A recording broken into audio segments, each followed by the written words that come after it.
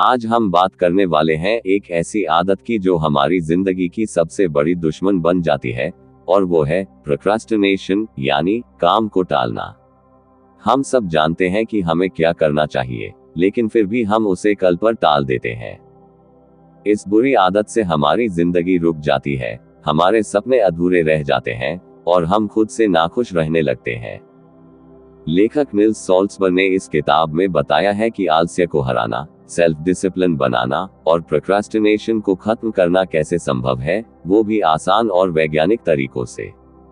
तो चलिए दोस्तों, बिना टाले शुरू करते हैं। चैप्टर 1, टालमटोल क्यों करते हैं हम। लेखक कहते हैं कि प्रोक्रास्टिनेशन कोई आलस्य नहीं है, बल्कि ये एक इमोशनल रिएक्शन है।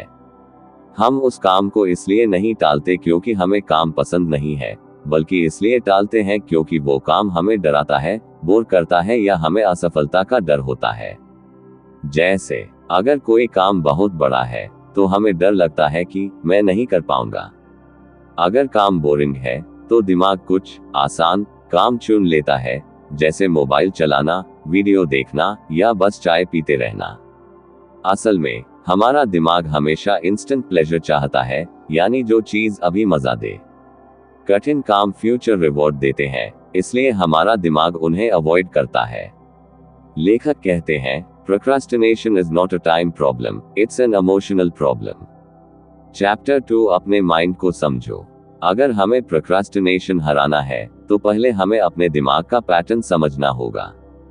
जब भी आप किसी काम की शुरुआत करते हैं, आपका दिमाग डरता है, अगर मैं फेल हुआ तो, अगर बहुत मुश्किल हुआ तो। ये डर आपको तुरंत किसी आसान रास्ते की तरफ ले जाता है, और आप कहते हैं, चलो बाद में करेंगे। यही पैटर्न हर बार रिपीट होता है। इसलिए पहला कदम है ऑब्जर्व योरसेल्फ। जब भी आप कोई काम टाल रहे हो, खुद से पूछिए, मैं ये काम क्यों टाल रहा हूँ। डर, बोरियत, या असफलता का डर। जब आप कारण समझ जाते हैं, तब आप उसे कंट्रोल करना शुरू करते हैं।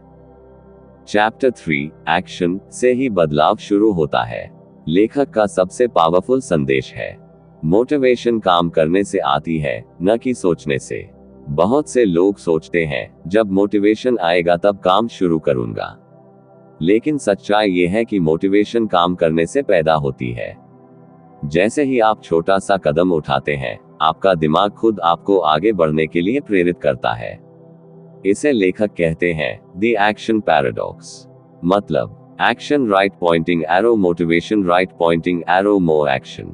इसलिए काम शुरू करो, चाहे थोड़ा ही क्यों ना हो। शुरुआत ही सबसे मुश्किल होती है। एक बार आप शुरू कर देते हो तो आगे का रास्ता आसान हो जाता है।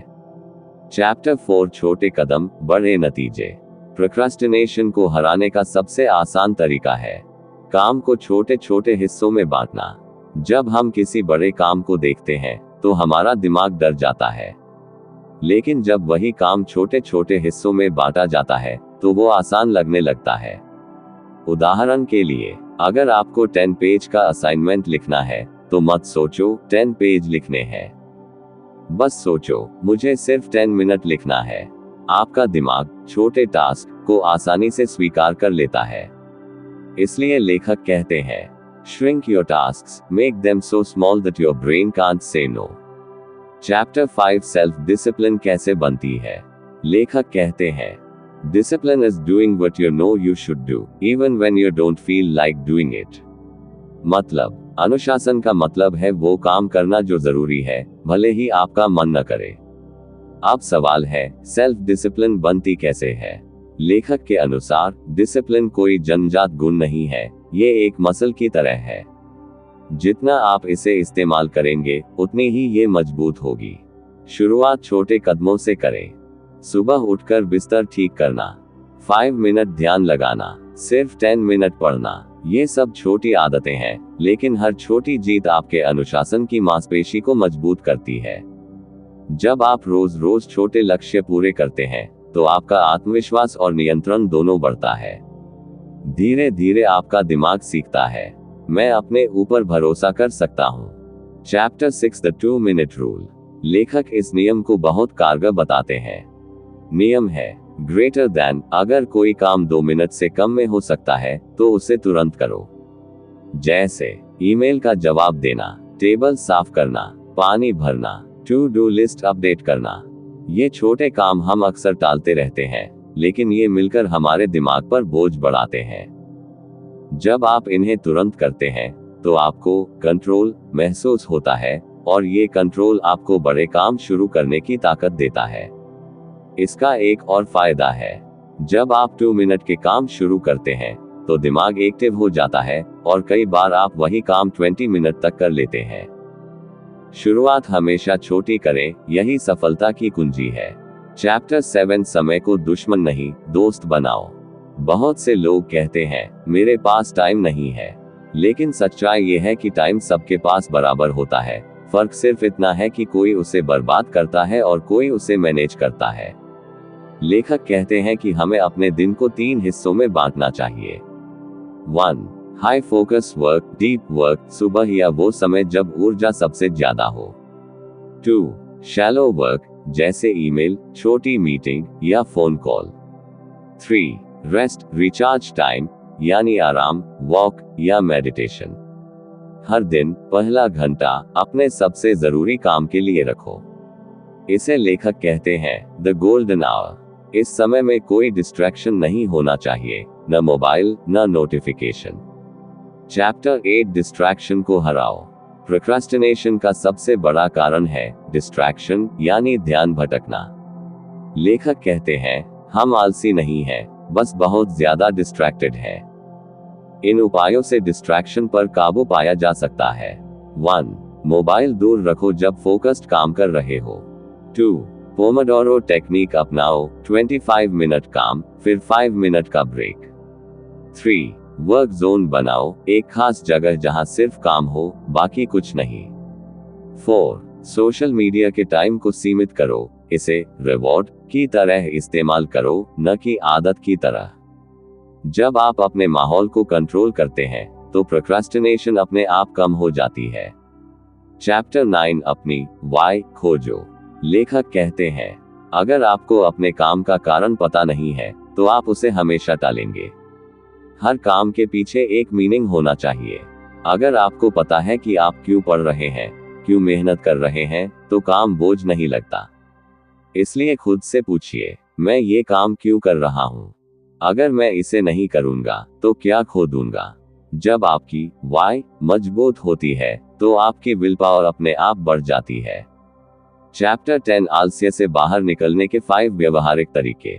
लेखक 5 बेहद असरदार कदम बताते हैं। कीकैप 1, स्टार्ट स्मॉल, छोटा शुरू करो। चाहे सिर्फ 5 मिनट के लिए काम करो, लेकिन करो। शुरुआत ही जीत है। कीकैप 2, कमिट पब्लिकली, दूसरों को बताओ। अपने लक्ष्य दोस्तों या परिवार को बताओ। जब लोग जानते हैं कि तुम कुछ कर रहे हो तो जिम्मेदारी बढ़ती है।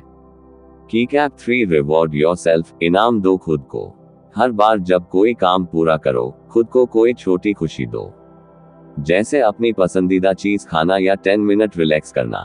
कीकैप 4, विजुअलाइज सक्सेस, सफलता की कल्पना करो। रोज कल्पना करो कि जब तुम ये काम पूरा करोगे तो कैसा महसूस होगा। विजुअलाइजेशन से एनर्जी और फोकस दोनों बढ़ते हैं। कीकैप 5, फॉरगिव योरसेल्फ, खुद को माफ करो। अगर कभी आलस आ भी जाए, खुद पर गुस्सा मत करो। बस रीसेट करो और अगले पल से फिर शुरू करो। लेखक कहते हैं, greater than, you don't need to be perfect, you just need to keep moving. Chapter 11, नई पहचान बनाओ। प्रोक्रास्टिनेशन को हमेशा के लिए हराने का सबसे असरदार तरीका है आइडेंटिटी चेंज। अगर आप खुद को मैं बहुत टालता हूं कहेंगे तो आपका दिमाग उसी पहचान के अनुसार काम करेगा। लेकिन अगर आप खुद से कहेंगे, मैं वो व्यक्ति हूं जो काम समय पर करता है, तो धीरे धीरे आपका दिमाग वैसा बन जाएगा। ये आइडेंटिटी बेस्ड हैबिट्स का सिद्धांत है। पहले सोचो कि मैं कौन बनना चाहता हूं, फिर वैसा ही काम करो। चैप्टर 12, लेखक कहते हैं, प्रोक्रास्टिनेशन कोई दुश्मन नहीं बल्कि एक सिग्नल है। ये हमें बताता है कि हमारा दिमाग किसी डर या असुविधा से बचने की कोशिश कर रहा है। अगर हम अपने विचारों और भावनाओं को समझ लें, छोटे कदमों से शुरुआत करें और हर दिन थोड़ा थोड़ा अनुशासन बढ़ाएं, तो कोई भी लक्ष्य असंभव नहीं रहता। Action is the cure to fear. Start now, not tomorrow.